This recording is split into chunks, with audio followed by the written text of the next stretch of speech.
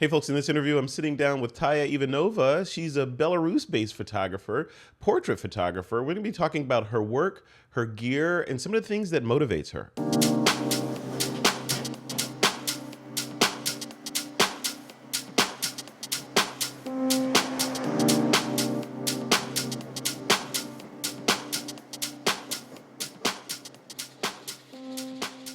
Hey, welcome back to another episode of the podcast. I'm your host, Frederick Van Johnson. Today on the hot seat, it's Taya Ivanova. We're going to be talking about her work, some of the things that drives her, and maybe we'll get a couple of tips on self-portraiture and some of the other things that she's working on. Taya, welcome to the show. How's it going?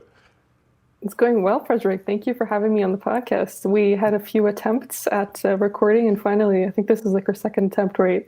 So I'm happy to be finally officially part of your podcast. Yes, thank you for coming on. Yeah, the bandwidth gods and the technology gods did not want us to have a show. So now Yeah. things are in alignment and now we have a show. So it's good. Yes, we're finally here together to talk about the things that we love most. So I'm That's happy. right. Well, let's start there. Let's talk about. So obviously, you're a photographer, a portrait photographer. Let's talk a little bit about your journey towards photography and how you kind of ended up doing such amazing work, and why you chose the genre that you're in. So it all started 11 years ago. I was 12 years old and I was really into drawing and anime drawing specifically. And I really wanted to become an illustrator actually. And so I was browsing online for art inspiration. So I was looking for anime illustrations. I know it sounds super cheesy, but back then that was my jam. And I stumbled upon this website called DeviantArt. And it's, as most people probably know, it's an art website. So it's not specifically drawing oriented, it's mostly just art in general. And I found these beautiful self portraits. At the time, I didn't know they were self portraits. I just thought that they were, I didn't know who the models were, who the photographers were. I was just really struck by the composition, the colors already. I mean, not even knowing what composition was at the time. They just stood out to me. It was like love at first sight, essentially. That's the only way I can describe it, really. And I started doing research on these photographers, and I found out that most of the photos that I gravitated towards were self-portraits. And I was so struck by the independent nature of this genre because you have to be in charge of lighting and posing and ideas most of the time. And sometimes, yeah, you get help, but most of the time you're independent and you're working on this on your own. And it's very sort of isolated, but also very inspiring. And so just as a 12-year-old, this was an incredible, explosive, wonderful, inspiring discovery for me, and I instantly knew that it was my thing. And so, yeah, it was basically love at first sight. And that's interesting that you say that, because a lot of people that want to get started in portrait photography, the big issue facing them is finding people to photograph other than their friends and family. Or maybe that's fine, but if you want to, get creative, or if an idea kind of pops into your head that you want to try, there's a lot of logistics involved with convincing somebody to do the shoot with you, and then you get everything set up and then shooting and then showing them, and maybe it didn't come out right, so you don't want to show them. So you're, as a self-portrait, or taking yourself and putting yourself in the model's space, that solves a lot of that, right? Absolutely, absolutely. And actually, I have a funny story. So I initially wanted to start out by taking photos of models, professional models. And as a beginner, you don't really know where to start. You don't know you don't even know that there are agencies for modeling, right? So I did my research and I found out, but I was so young and inexperienced that I felt that I had no right to reach out to professional models. So I started reaching out to people from my school, and most of them were pretty eager to be photographed because back then, not to sound old, but Facebook was really the thing that was blowing up, and Instagram wasn't really there, or it Right. wasn't that popular. So it was all about the Facebook profile picture, especially for people my age and myself too. And it was all about how you looked on Facebook. And so, yeah, a lot of people from my school were really into that. And my very first model photo shoot, I was so excited. I had so many ideas, but the girl, she bailed on me last second. She said that she was at a party. And so, that was a horrible feeling. And I remembered that when you mentioned logistics, because yeah, that's definitely an issue, especially if you're a beginner, and that can be super discouraging. And I was really discouraged at first because I was angry and disappointed, and I had all these ideas that I didn't know what to do with. So I was like, okay, I'll just take photos of myself instead. And I think it's incredible because you get to empathize with models because you know what it's like to be in front of the camera, and you also get to understand what it's like to be yourself in front of the camera. which sounds a bit weird, but I think it's a great way to connect with yourself. It's really therapeutic. And it's also wonderful during a time like this when it's the pandemic and you can't really connect with models face to face and you have to do it on your own. And you can still improve as a photographer without really working with models, if that makes sense. Yeah, that does, and it's interesting. We talk a lot about on the podcast about how with photography, depending on the genre, but especially when you're shooting people, it's technology. You have to understand the gear. It's science. You have to understand the physics of light and the interplay of light and the different quality of light and how that's impacting your subject. But it's also psychology on that when you're dealing with models. So to elicit that pose that you want out of the model, get him or her into the right position, make them at ease and command the situation and let them know that you're in charge and you're not going to make them look like an idiot. If you are the model and the photographer, it's got to be, it sounds when I think about it on the surface, it sounds simple. It's like, yeah, of course, just take some pictures of yourself, put it on the timer or get a shutter release and go. But models have to understand what they look like in front of the camera and what poses to make in order to be most flattering towards the camera, and the photographer has to work with the model in order to get that. So it's a symbiotic relationship. How does that work as a self-portrait photographer, though? How does that symbiosis work when you're photographing yourself and making sure that you look good, but you're also technically perfect on the camera side of things? How does that all fit together? Well, Frederick, that is a good question. And I would say, first of all, it starts with your own relationship with yourself. Again, I'm really trying hard not to sound like a psychologist here or like some sort of hippie. I'm really not trying to give off that vibe, but it really is all about how you feel about yourself. And initially, when I started out as a 12-year-old, obviously, you really have no concept of what photography is. You don't really know what you look like in front of the camera. You're not as self-conscious, I would say. So it's first of all, it helps you understand your best poses and your best angles. And that was the first thing that I noticed, because the more photos I took, the more I understood like where and how I looked at my best. And of course, photography is not really a good representation of like who we are in real life. It's more, I would say, an art. And as most people would agree, I think it's not really you unless you're trying to be you. So yeah, that's what was the question again? I'm sorry. No, I was I got lost. No, you were answering it. It was perfect. Hippie. You were answering it. It was about how, interacting as the photographer and the model, the psychology. Normally when a photographer interacts with a separate person that's a model, he or she, they have to form that symbiotic relationship. But when it's just you by yourself, and you answered the question, it's like over time you kind of build up, you understand what your best angles are and how to get the shot. But I'm guessing it's harder than it looks, right? Because the photos that you take look effortless. They're beautiful. They have a kind of ethereal quality to them. And that's all by design. How did your look and the feel and the emotion behind your photos take root? Was it at the beginning or did it happen over time?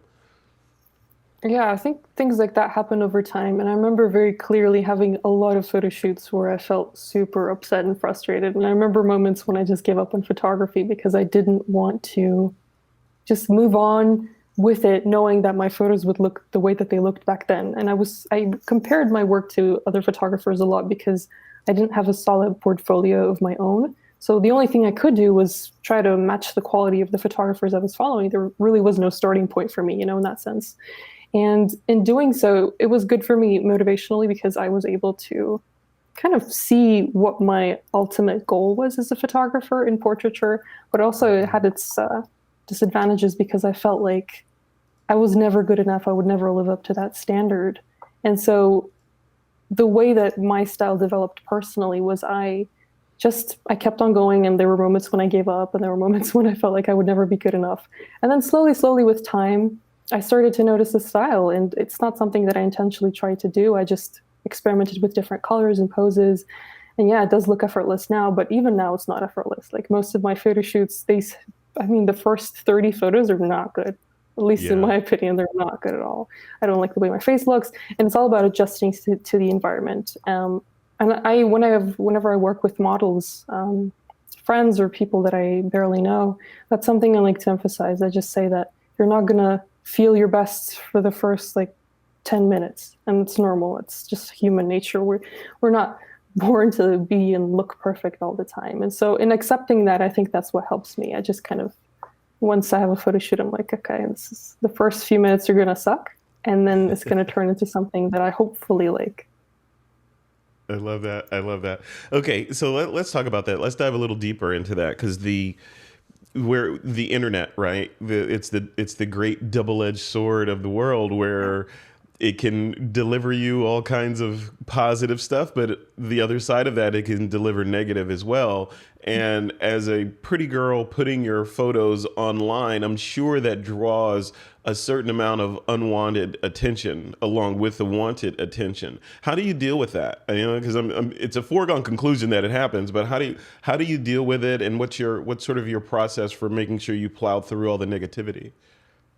Again, another good question. Well, for me, I've had a few stalkers, to be honest, and I think most portrait or self-portrait photographers have that. So it's not like it's a unique experience for me personally.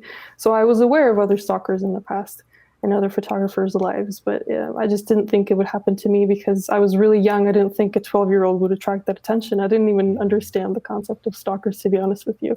But yeah, as soon as you start posting online, especially if it's your face and if it's consistent and if people recognize you as a certain individual, some trolls, I guess, come out Yeah. of nowhere and they either are really mean or they start stalking you. They think that you're, ideal, this ideal perfect girl that they like.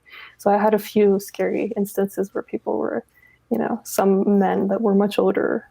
They assumed that I was their perfect girlfriend. I don't know why. Just because you reply to someone nicely doesn't mean that you're their wife, right? So Yeah. some people Yeah, but unfortunately think how do so. what's the what do you how do you deal with that? Because as a parent, I'm wondering like what's the recourse? Because I have this pretty daughter and she's putting photos online and attracting these Yeah. people, these men that have malintent.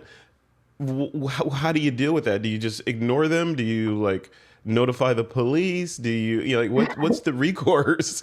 What's the recourse to just because you don't want to alienate people, right? At the same time, you don't want to alienate everyone because of this one person, but at the same time, you have to act safe. So what's the recourse? Like for people that are watching this, if there's a young girl watching this and saying, I want to be like Taya, what advice would you give her in order to be safe but still enjoy the art form?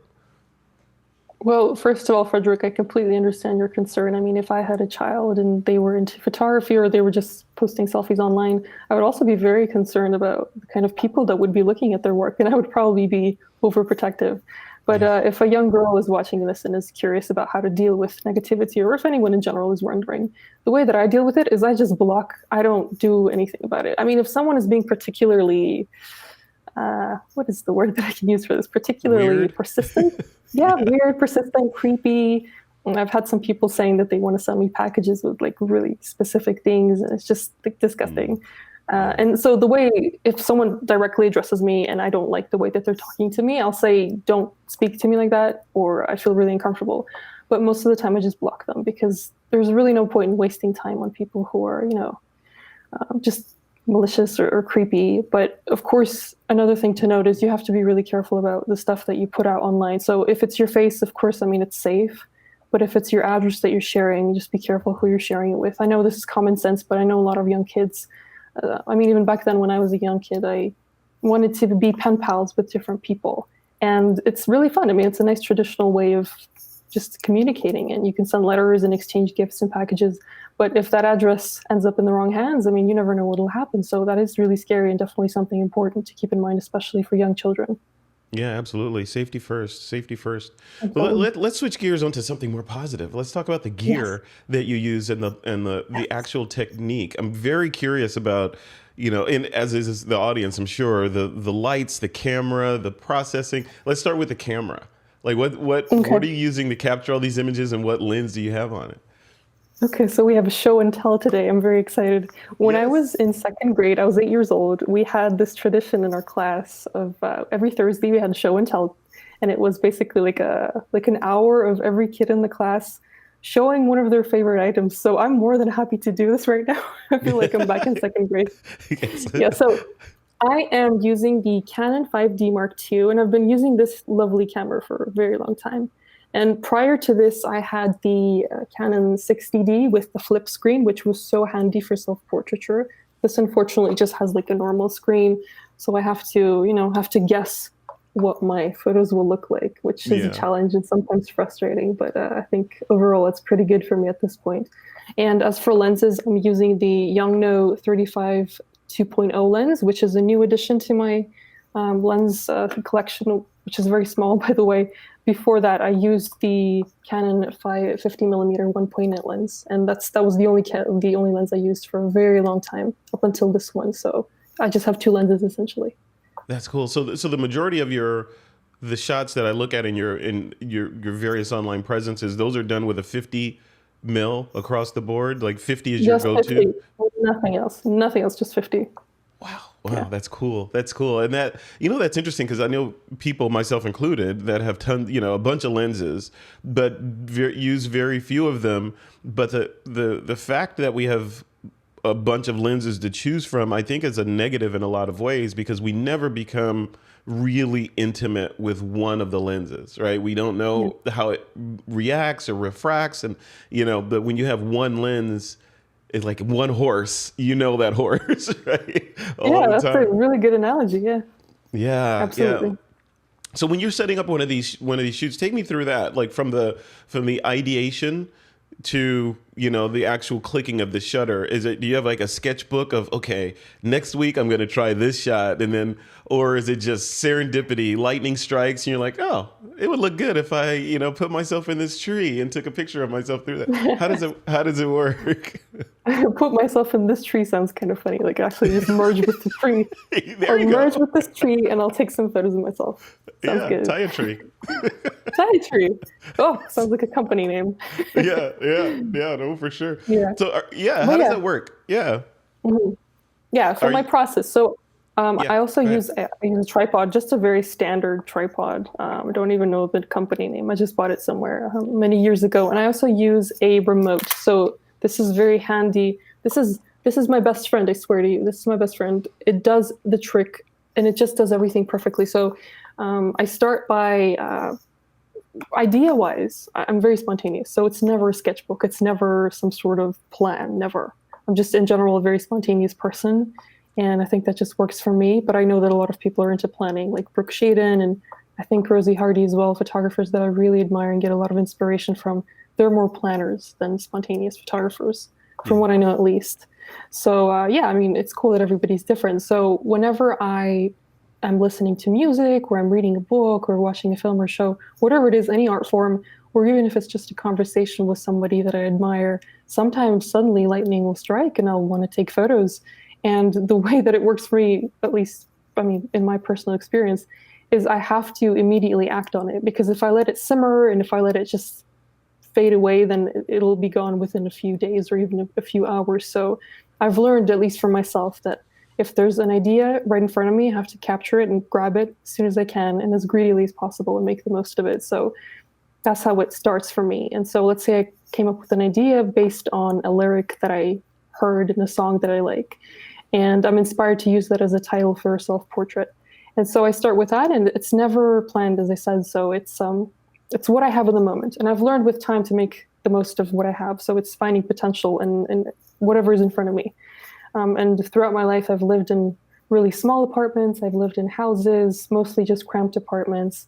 And I've lived in places where there seemingly weren't very many places to take pictures in. So I've learned the art of seeing potential, of trying to make the most of what I have. So I do find that it has helped me to, find inspiration much more easily than I would have maybe a few years ago. So I start with the idea, and I get my tripod and I get my trusty remote and I just place my camera on the tripod and I start taking photos. And with the Yongnuo lens, because it's the 35, it's wider and I have a full frame camera.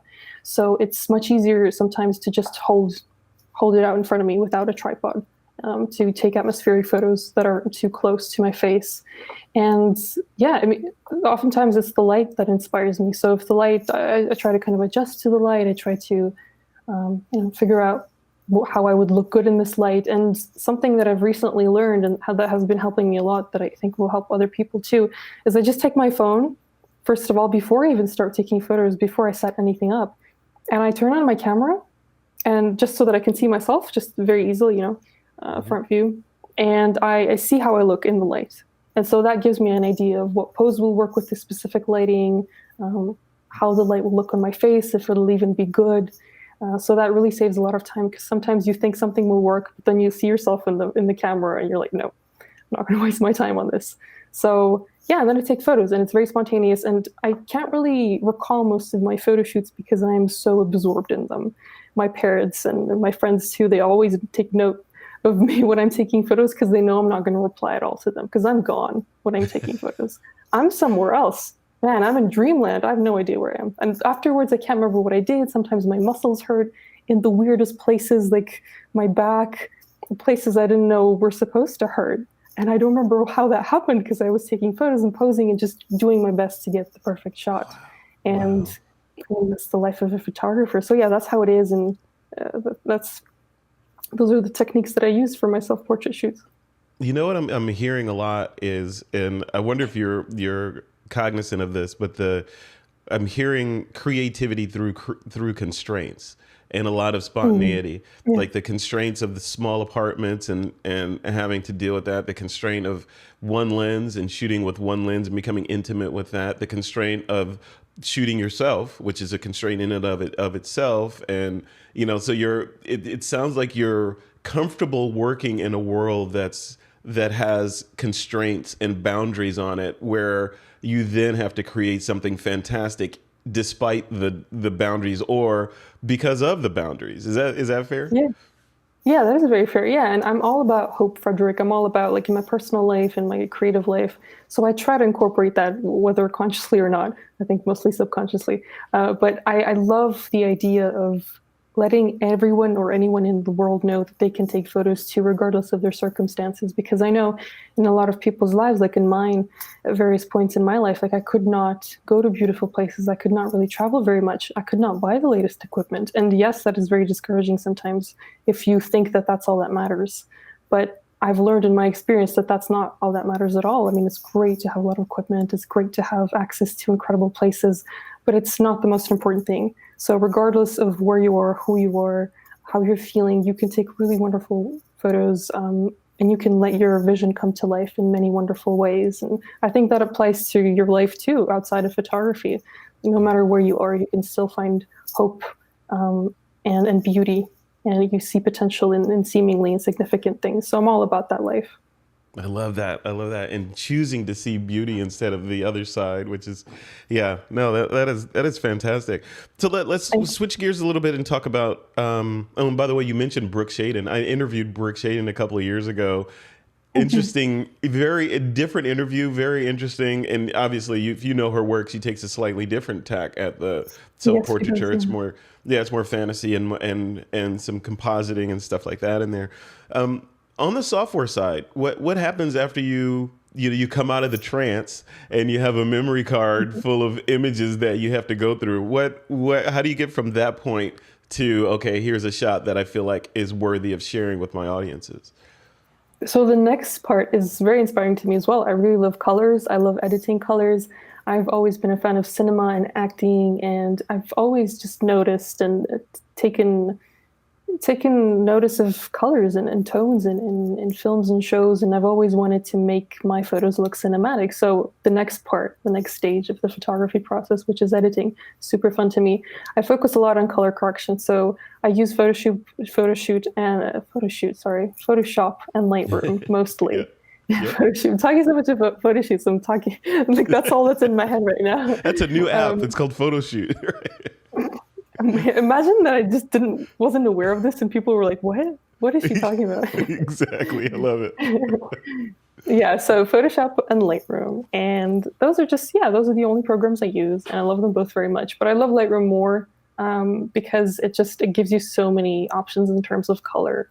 And I love the new tool with color grading. They've upgraded Lightroom recently, and they have this incredible color grading, sort of like three wheels that you can use to make your photos look even more cinematic. So you can be more in control of the midtones, the highlights and the shadows. You can even blend them sort of like a painting. And it's cool. I mean, it's very difficult to explain, but it gives you another level to experiment with as a photographer.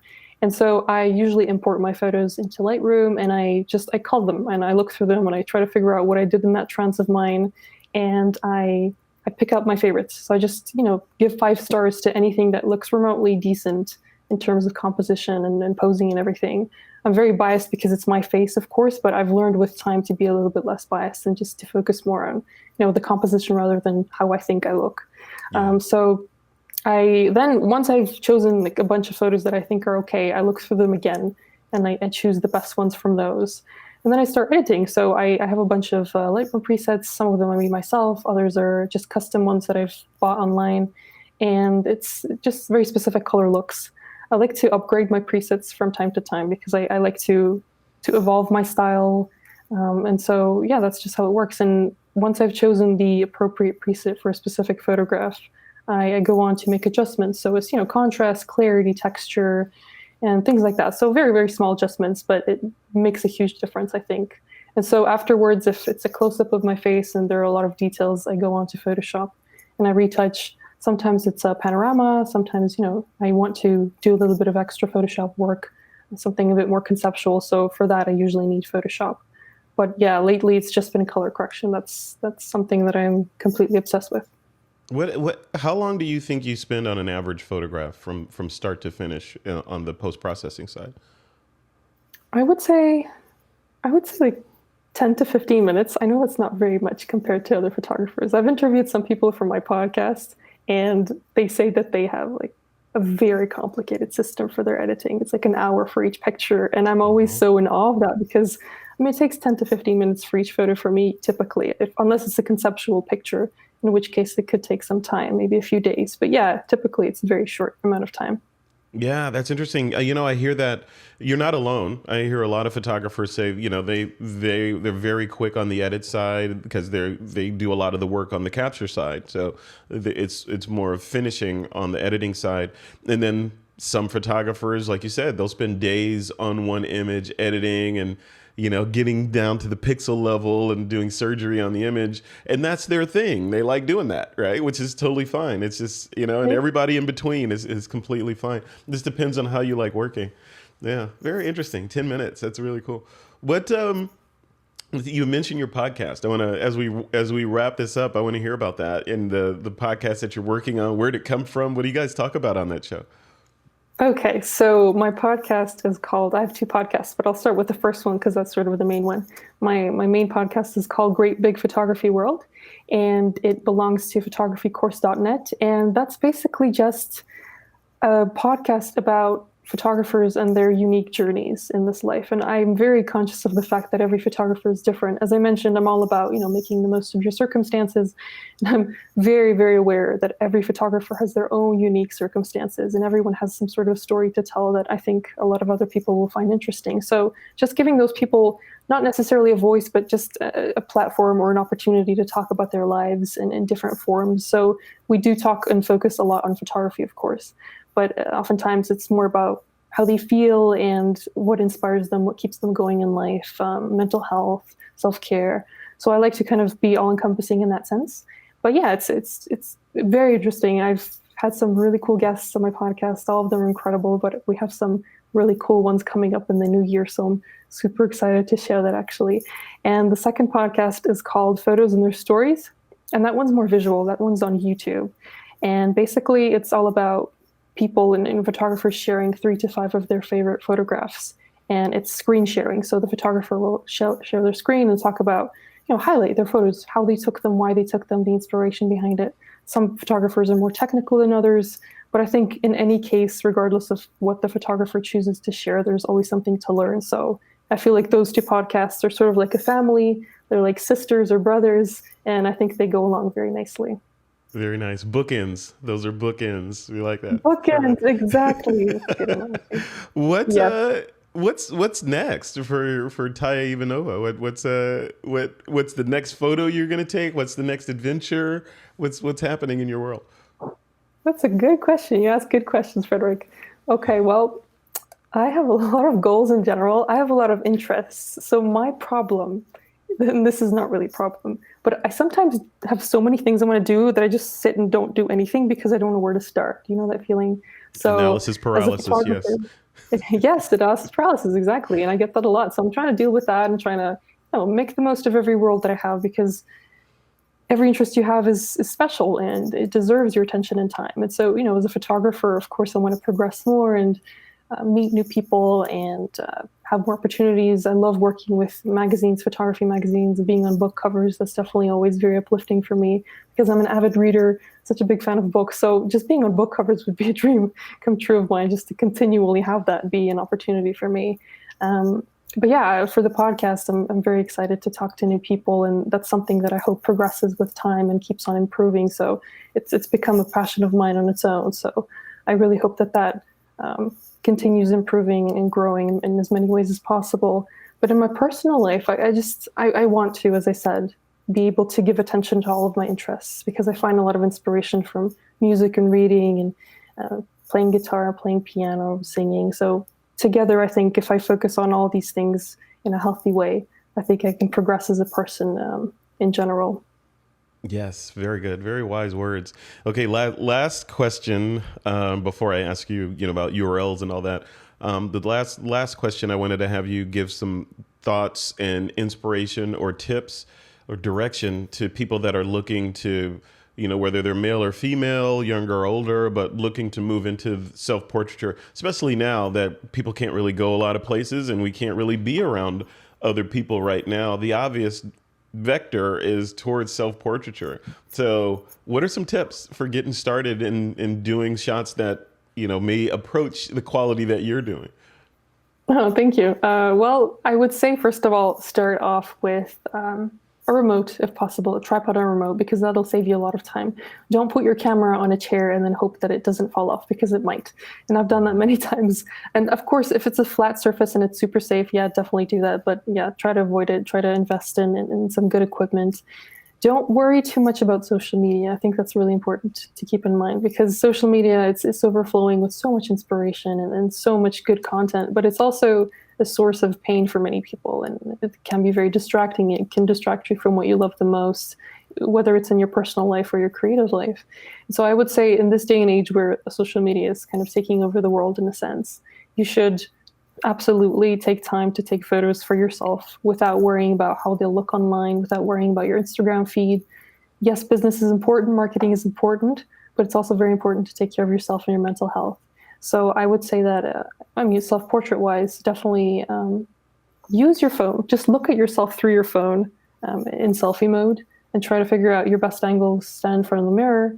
And when you take photos of yourself, and if you're really scared and you're afraid of how you'll feel or look, just be silly. Just let it out. Just take the stupidest photos possible of yourself. And then once you get through that initial awkward stage, you'll start to feel better. I can guarantee that. And I like to do that as well if I'm feeling a bit self-conscious on some shoots. I'll just pull some faces and then I'll be like, okay, everything's okay. I've taken You, the you worst know photos that possible. that was our thumbnail right there. You know that, right?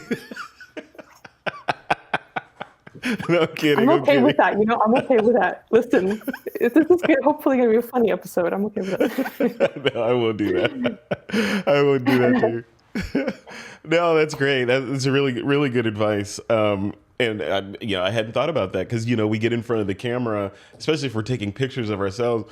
And I don't know about you, but when I'm looking at a camera, I'm a photographer, so I'm used to being behind it. But if I'm in front of the camera, I see a crowd of judgmental people behind the camera into the future after I'm Yeah. gone, looking at this photo. I'm like, okay, I'm not taking a picture right now. I'm taking a picture for everyone in the future that's going to judge me. So like, Yeah. you got to get over that, and Yeah. maybe it's, Yeah. making the crazy faces is the way to get over it.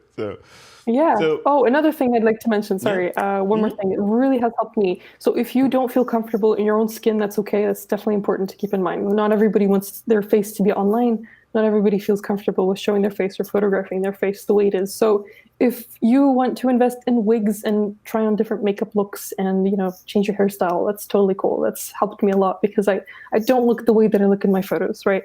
It's different. You can tell that it's me, but it's not me, and that's done on purpose. It's done because I love acting and because I love the idea of just being different characters for the camera. That's the way that I express myself. And so if anyone out there is feeling that they don't want their face to be, recognizable, definitely think of using different props and wigs because that's super fun. It's really creative too. So Yeah, yeah, that's interesting. That reminds me of a conversation I had with a photographer a couple of weeks ago. We were talking about a very similar conversation, but we were talking about world building with photography and in the context of like Marvel and the Marvel Cinematic Universe. They've built this entire universe, and then they put characters within that universe that adhere to their own sort of personal dogmas and superpowers and yeah, ethics and all that, and then they tell stories around those characters. And I was saying, why don't we as photographers build our own cinematic universes in our heads exactly. and tell stories within that world, right? And Yeah, so yeah. just sort of work it out. You have a whole universe or world inside your brain, and you can tell little vignettes that adhere to the overall physics of that world and everything. So it sounds like you're already Exactly. doing Yeah. that. That's so cool. Thank you. Yeah, yeah. That's a wonderful idea. I love that. I've never thought of it that way, really, as world building. I just thought it was like me doing whatever I do. Well, I think I'm doing okay. But yeah, world building is really cool. It's a cool general term, and I think it's very inspiring, and it gives, I think, photographers like a better idea of what this genre is really like. Yeah, no, I love it. The Ivanova cinematic universe is coming up next, right? Sounds good. Frederick, you I, have the best titles. Me in a tree, my universe. It's it. That's it. Do it. Now you have to do it. Okay, If I will. people want to connect with you online, they want to sign up for your podcast, they want to see your work, all that stuff. Where point them to the right direction. Okay, so if you want to find me, you can find me on Instagram. That's more personal, but you can feel free to connect with me there. If you have any questions, I'd be happy to answer. But if you want to look at my professional work, I suggest going to 500px. That's 500px.com/TAYAIV.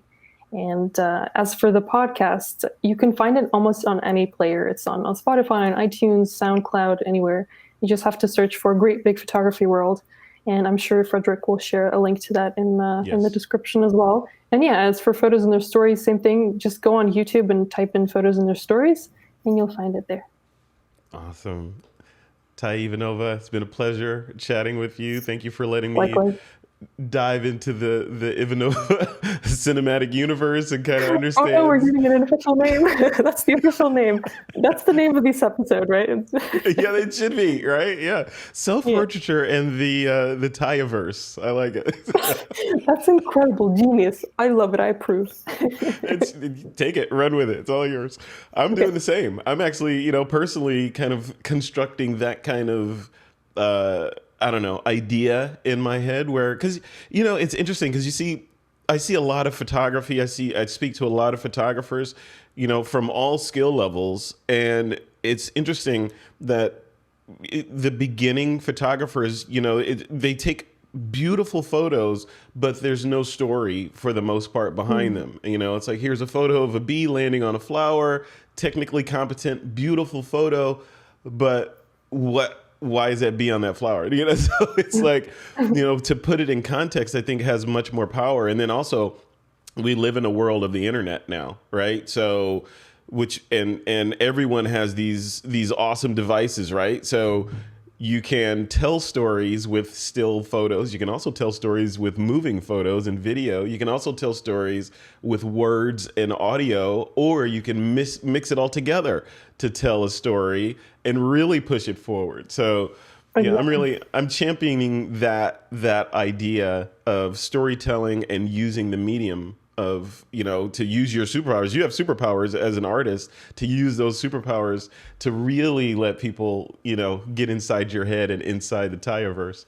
So yeah. Exactly. Yeah. Never limit yourself. Never ever limit yourself. I mean, if it's photography you love, that's really cool. If it's your only love, that's cool too. But if you have other interests, never feel like you can't merge them with photography. Because I've merged Yeah. so many different things with photography. It's helped me Yeah. so much, and it's helped me tell my stories in many different ways, and it's helped me connect with people that I wouldn't have connected with had I just focused on photography. So, yeah, it's an incredible universe. Just build your universe. That's the point of this episode, I That's think, right. to That's tell you right. all, build your universe. Whatever your Build it. universe is, build it Yeah, and now. it's interesting. You know, I talked to a lot of, so like, I was talking to an artist yesterday who's a traditional artist, and then she's doesn't consider herself a photographer, but she uses photography in her work. She uses a lot of textiles in her work, and paint, and found items, and she tells stories through those items, and it just got me thinking. I'm like, yeah, we're photographers. We can do the same thing. It doesn't have to be tactile. It could be digital. We could use So, digital content and weave it together to more effectively tell stories into the future, whether they be self-portrait stories or landscape or street or whatever your genre is. So that's cool. right. That's right. Yeah, it's amazing what we can do. All right, Taya Ivanova, thank you for allowing Thank me into you your too. universe, and we'll talk again soon. Let's do this again. Absolutely, Frederick Van Johnson. Thank you for having me on the podcast. I'm very happy to have been here. And yeah, I hope the listeners and the watchers learn something new. Absolutely. Okay. You have a good rest of your evening and a good weekend.